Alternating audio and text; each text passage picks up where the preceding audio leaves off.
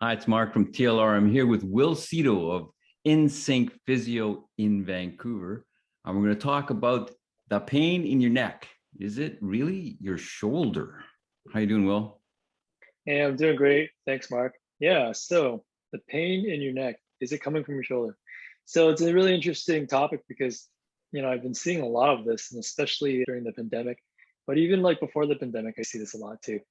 And so the common thing is people come into the clinic, even actually, my athletes I treat, they come in or they come up to me and they say, yeah, I've got this pain right here. I'm not sure if it's coming from my shoulder. What's wrong with my shoulder? And really like upon closer examination and also history taking in terms of asking them some more questions, it's actually coming from their neck. So what would the typical symptoms be? So first off, a lot of it is restriction in range of motion. That's huge in terms of like their inability to turn.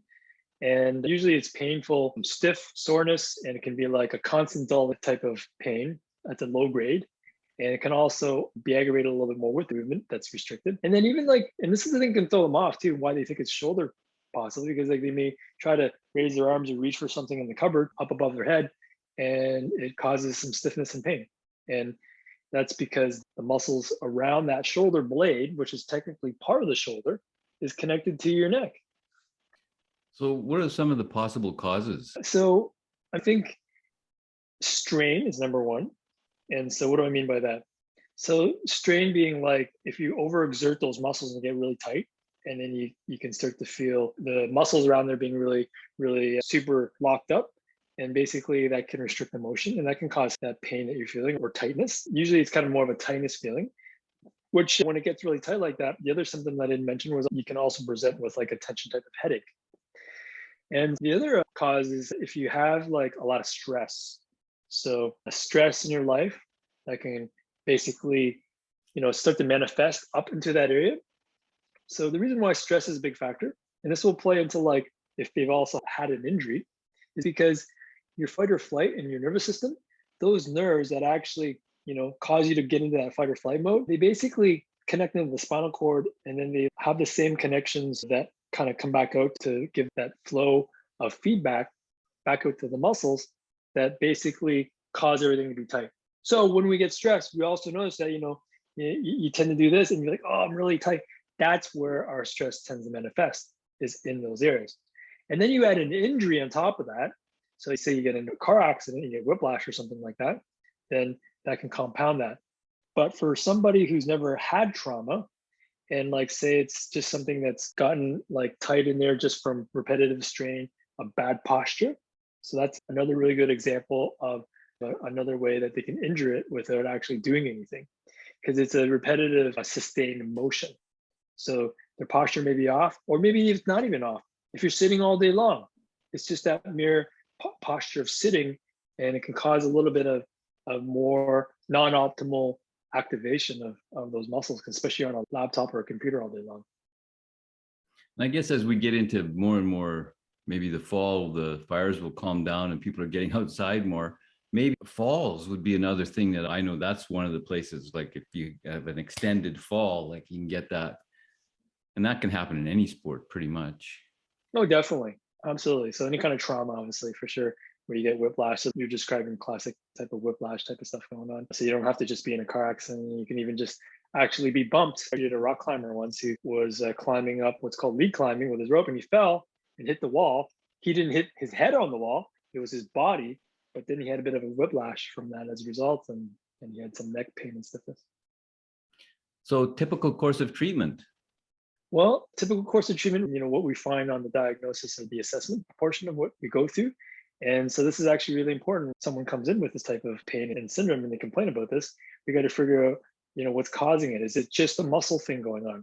Or is it also muscle related with some nerve stuff related to the neck? Quite often, it can also be like a conjunction of muscle and shoulder. So the two things combined.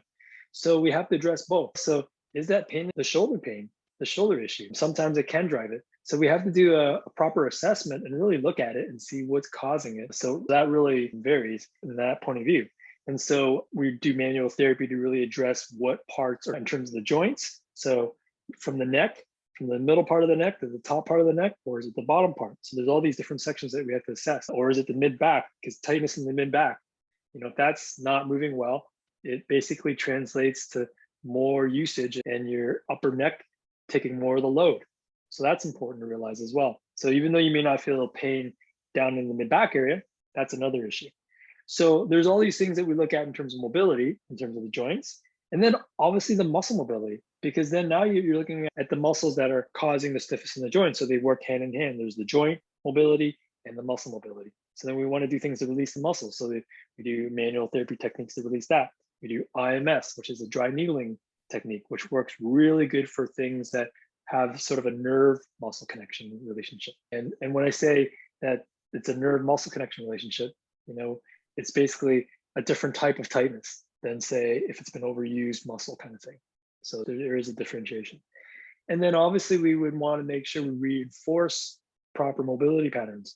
So there's specific things that we would do to personalize and individualize an exercise rehab program to make sure that you're reinforcing like your optimal movements. So that's important, retraining the movement pattern. And then to strengthen what's weak, and then to make sure that we keep whatever is like really tight, joint and the muscle aspect, to be able to be more mobile. And then lastly, the most important things is education. Just teaching you, if you're coming in with the neck pain that maybe is the shoulder, about different things that are going on. And this is where we need to get a little bit more and extract more information from the history about, what do you do for work? Oh, you're on the computer all day long. Or, maybe we need to get a sit to stand workstation for you. And maybe we need to change the keyboard, get a wireless keyboard on your laptop. So that's one aspect of it. And then maybe it's looking at like, okay, well, what are you doing like physical activity wise? Like maybe there's something that you're doing in your workout routine, your training routine, or running. Now, here's a big one. Like a lot of people don't think that running can actually impact your neck. But that's a form of impact loading on your spine. And from your head all the way down to your tailbone and your pelvis is considered your spine. So you want to make sure that you've got good proper mechanics when you're running.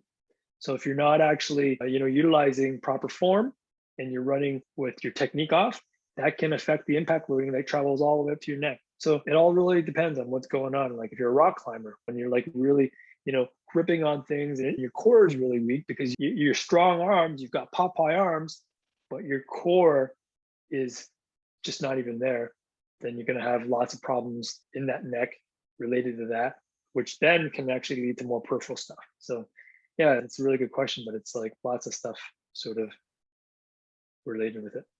Why you need to see a professional, get a professional diagnosis from somebody who knows what they're doing and finds the root cause. So what's the treatment course of therapy to get back? What's the typical time frame it takes? Yeah, so that's another good question. It all depends on how long this is going on for. So because if your movement patterns are like very chronic and you've developed a lot of non-optimal movement patterns of the muscles, and some are just like this, and it takes a bit of time to retrain that. It takes a bit of time to try and break that pattern and reset that, and then get the joints moving properly and the muscle mobility moving properly, and then strengthening. Like I would say, like if someone that has had this problem for, I don't know, like very briefly, it's something that's very fixable within 4 to 6 weeks. And it's hard to say, like sometimes people have just started developing the problem, but they've actually, or rather the symptoms, and then they've actually had the problem though with the movement dysfunction for years, but they just gotten away with it without being symptomatic.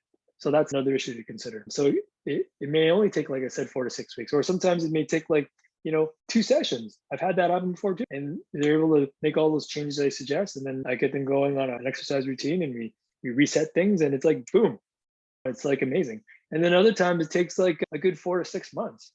And it also depends on whether or not there's other stuff going on related with that neck pain in relation to the shoulder, if there's anything else that radiates down into the elbow or arm.